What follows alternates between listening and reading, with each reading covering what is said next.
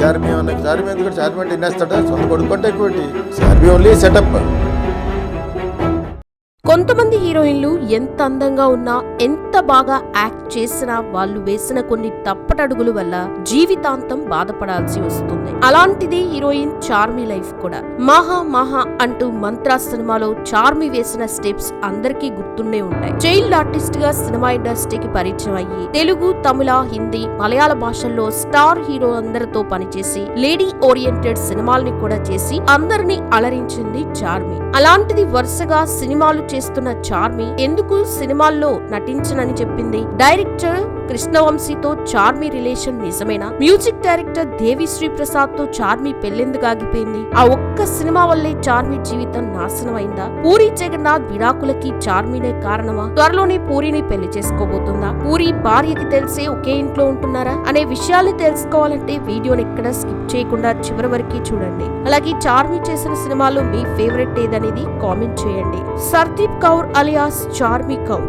ఈమె 1987 మే 17న పంజాబ్ లోని లుధియానాలో మధ్యతరగతి కుటుంబంలో జన్మించింది. తండ్రి దీప్ సింగ్ ఉప్పల్, తల్లి ఉషా ఉప్పల్. ఈమెకి మిక్కీ ఉప్పల్ అనే అన్నయ్య కూడా ఉన్నాడు. ఇక ఈమె తండ్రి దీప్ సింగ్ చిన్నప్పటి నుండి డాన్స్ మీద ఉన్న మక్కువతో డిస్కో డాన్స్ కాంపిటీషన్ లో పాల్గొనగా వరుసగా 7 సార్లు గెలవడం జరిగింది. దీంతో దీప్ సింగ్ ఈజీగా సినిమాల్లో చేరొచ్చనుకున్నాడు. కానీ అలా సంవత్సరాల తరబడి ట్రై చేసినా సినిమాల్లో ఛాన్సులు రాకపోయేసరికి వీరి తాత, తండ్రి నుండి నేర్చుకున్న వాస్తు శాస్త్ర పాండిత్యంతో ముంబైలో చిన్నగా ఒక షాప్ ని ఓపెన్ చేసి అందులో వచ్చే డబ్బులతో కుటుంబాన్ని పోషించేవాడు. ఇక ఈమె తల్లి హౌస్ వైఫ్ గా ఉండేది. ఇదిలా ఉంటే చార్మి చిన్నప్పటి నుండి చాలా యాక్టివ్ గా ఉంటూ తండ్రి ద్వారా డాన్స్ ని కూడా నేర్చుకోవడం జరిగింది. ఇక చార్మి తండ్రి సెలబ్రిటీస్ కి కూడా వాస్తు శాస్త్రాన్ని చెప్పడంతో వారితో పెరిగిన పరిచయం కారణంగా ఇతనికి సీరియల్స్ లో చిన్న చితక పాత్రలు ఇచ్చేవారు. ఇక అలా చార్మి అప్పుడప్పుడు తండ్రితో షూటింగ్ చూసేందుకు వెళ్లడంతో ఈమెకు కూడా యాక్టింగ్ మీద కాస్త ఇంట్రెస్ట్ ఏర్పడింది. ఇదిలా ఉంటే చార్మి తన స్కూలింగ్ ని ముంబైలోని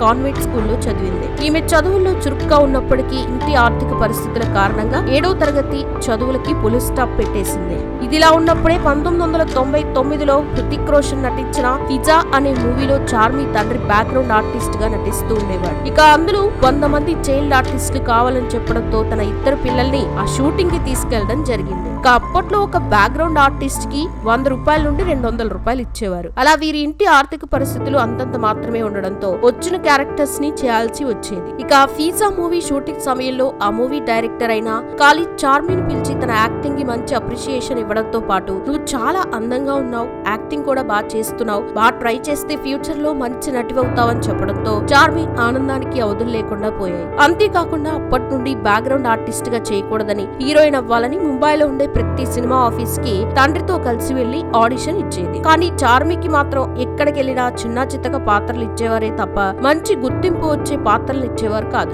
అలా చార్మి ఎంత ట్రై చేసినా సినిమాల్లో ఛాన్సులు రాకపోయేసరికి సీరియల్స్ లో ట్రై చేయాలనుకుంది. కానీ అక్కడ కూడా ఈమెకి ఫ్రెండ్ క్యారెక్టర్స్ ని ఇవ్వడంతో ఇంటి ఆర్థిక పరిస్థితుల కారణంగా చార్మి 2 సంవత్సరాలు వచ్చే పాత్రలని చేస్తూ ఉండేది. ఇక అలా హిందీ సీరియల్స్ లో గానీ సినిమాల్లో గానీ ఛాన్సులు రానప్పుడు ప్రతి ఒక్క అమ్మాయి సౌత్ మూవీస్ లో ఫైనల్ గా తమ లక్ ని ట్రై చేయాలనుకుంటారు. ఇక అలా చార్మి కూడా కొంతమంది కోఆర్డినేటర్స్ ని కలిసి సౌత్ మూవీస్ లో ఛాన్సుల కోసం అడగ్గా వారొక ప్రొఫెషనల్ ఫోటో షూట్ చేసి ఇవ్వమని అడగడం జరిగింది. ఇక అలా ఫోటో షూట్ చేసేందుకు అప్పట్లో 10,000 నుండి 20,000 రూపాయలు అవ్వడంతో చార్మి అప్పు చేసి మరి ఫోటో షూట్ ని చేసి కోఆర్డినేటర్స్ కి ఆ ఫోటోస్ ని ఇవ్వడం జరిగింది. ఇది ఇలా ఉన్నప్పుడే డైరెక్టర్ భీమినేని శ్రీనివాసరావు గారు అప్పటికే శుభాకాంక్షలు, సుస్వాగతం, సూర్యవంశం అనే మూవీస్ తో హిట్ కొట్టి నెక్స్ట్ మూవీని సంపంగి మూవీతో మంచి గుర్తింపు తెచ్చుకున్న దీపక్ అనే హీరోని పెట్టుకుని నీతోడు కావాలనే మూవీని ప్లాన్ వేశాడు.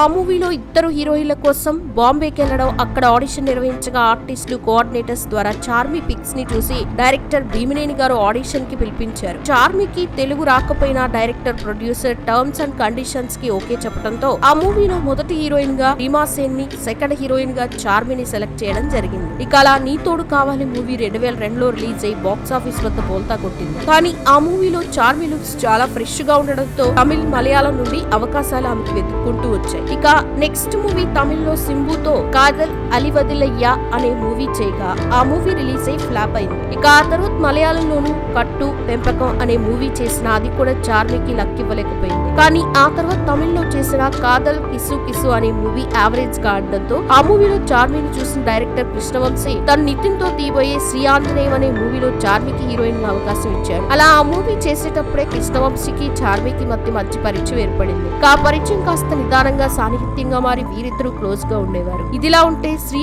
ఆంజనేయం మూవీ 2004లో రిలీజ్ అయి అంతలా ఆడకపోయినా చార్మికి కృష్ణవంశీతో పెరిగిన సాన్నిహిత్యం కారణంగా ప్రభాస్ తో చక్రం, జూనియర్ ఎన్టీఆర్ తో రాఖీ అనే మూవీలో కూడా ఈమెకి హీరోయిన్ గా ఛాన్స్ ఇవ్వడం జరిగింది. అంతేకాకుండా చందమామ మూవీలో కాజల్ క్యారెక్టర్ కి చార్మి డబ్బింగ్ చెప్పడం విశేషం. ఇక ఇలానే మహాత్మా మూవీలోనూ కృష్ణవంశీ చార్మికి ఐటమ్ డాన్సర్ గా అవకాశం ఇవ్వడంతో వీరిద్దరి గురించి మీడియాలో గుసగుసలాడారు. ఇక అప్పటికి కృష్ణవంశీకి పెళ్లవడంతో రమ్యకృష్ణకి ఈ వార్తలు తెలిసి మనస్పర్ధలు కూడా వచ్చాయి. దీంతో వీరు తరచూ గొడవ పడడంతో రమ్యకృష్ణ చెన్నైకి వెళ్లిపోవడం జరిగింది. ఇక ఆ మధ్యనే చార్మి పేరు డాన్స్ మాస్టర్ రాఘవ్ లారెన్స్ తోనూ రవితేజ శ్రీకాంత్ తో కూడా వినిపించిన అది ఛాన్సుల కోసం హీరో హీరోయిన్ల మధ్య ఉండే అండర్స్టాండింగ్ అని చెప్పొచ్చు. ఇదిలా ఉంటే మాస్ మూవీ నుండి చార్మికి దేవిశ్రీ ప్రసాద్ తో మంచి ఫ్రెండ్షిప్ ఏర్పడి ఇద్దరు తరచూ పార్టీస్ పబ్స్ కి వెళ్లడంతో ఆ స్నేహం కాస్త నిదానంగా ప్రేమగా మారి క్లోజ్ గా ఉండేవారు. ఇక అలా చార్మి దేవిశ్రీతో కలిసి ప్రతి ఒక్క సినిమా ఫంక్షన్స్ కి వెళ్తూ ఉండడం, అలాగే దేవిశ్రీ ఇంట్లో జరిగే ప్రతి ఒక్క ఫెస్టివల్ కి అటెండ్ అవడంతో వీరిద్దరూ త్వరలోనే పెళ్లి చేసుకోబోతున్నారనే వార్తలు కూడా వినిపించాయి. కానీ ఎప్పుడైతే నటుడు ఉత్తేజ్ ద్వారా చార్మి పూరి జగన్నాథ్ ని కలిసిందో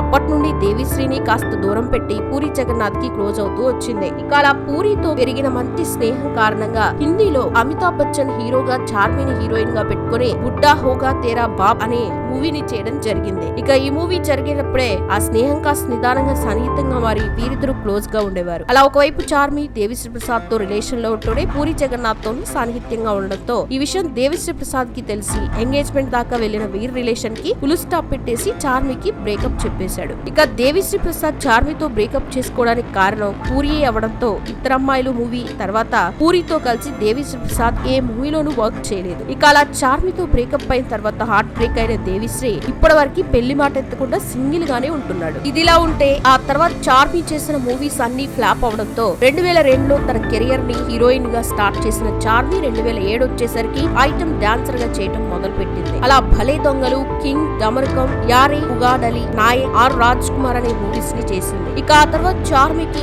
ఐటమ్ డాన్సర్ గా చేయడం ఇష్టం లేకపోవడం, అప్పటికే పూరితో పెరిగిన సాన్నిహిత్యం కారణంగా జ్యోతిలక్ష్మి అనే మూవీలో తనే హీరోయిన్ గా ప్రొడ్యూసర్ గా పూరి జగన్నాథ్ డైరెక్షన్ లో చేయడం జరిగింది. కానీ ఈ మూవీ హిందీలో వచ్చిన సడక్ స్టోరీ అవడంతో జ్యోతిలక్ష్మి మూవీ భారీ ఎక్స్పెక్టేషన్స్ తో 2015లో రిలీజ్ అయి ఫ్లాప్ అయింది. ఇక వెంటనే చార్మి హీరోయిన్ గా మంత్రా 2 అనే మూవీ చేయగా ఇది కూడా రిలీజ్ అయి ఫ్లాప్ అవడంతో 2015లో చార్మి ఇకపైన తన సినిమాల్లో యాక్ట్ చేయనని, అలానే సినిమాల్ని వదిలి వెళ్ళనని, ఇకపైన చిత్ర నిర్మాతగా కొనసాగుతానని ప్రకటించింది. అలా ఆ తర్వాత సహ నిర్మాతగా మారి డైరెక్టర్ పూరి జగన్నాథ్ తో కలిసి పూరి కనెక్ట్స్ అనే ప్రొడక్షన్ హౌస్ ని స్టార్ట్ చేసి ఆ బ్యానర్ లోనే రోగ్, బాలకృష్ణతో పైసా వసూల్, మెహబూబా అనే మూవీస్ ని చేయగా ఈ మూవీస్ అనుకున్నంత స్థాయిలో ఆడపోయేసరికి వరుస ఫెయిల్యూర్స్ ని చూడాల్సి వచ్చింది. దీంతో చార్మి ఆర్థికంగా బాగా నష్టపోయింది. ఈ సినిమా ప్రపంచంలో పోయిన చోటే వెతుక్కోవాలనే లక్ష్యంతో ఉన్న చార్మి ఉండే ఇల్లుని, ల్యాండ్స్ ని కూడా అమ్మేసి ఇస్మార్ట్ శంకర్ అనే మూవీని చేసింది. ఇక ఈ మూవీ 2019లో విడుదలై భారీ విజయాన్ని సాధించింది. అంతేకాకుండా 20 కోట్లతో నిర్మించిన ఈ మూవీ బాక్సాఫీస్ వద్ద 80 కోట్ల రూపాయల్ని కలెక్ట్ చేసింది. దీంతో చార్మికి పూరికి మంచి రోజులు వచ్చాయని సినీ వర్గాలు అనుకున్నాయి. కానీ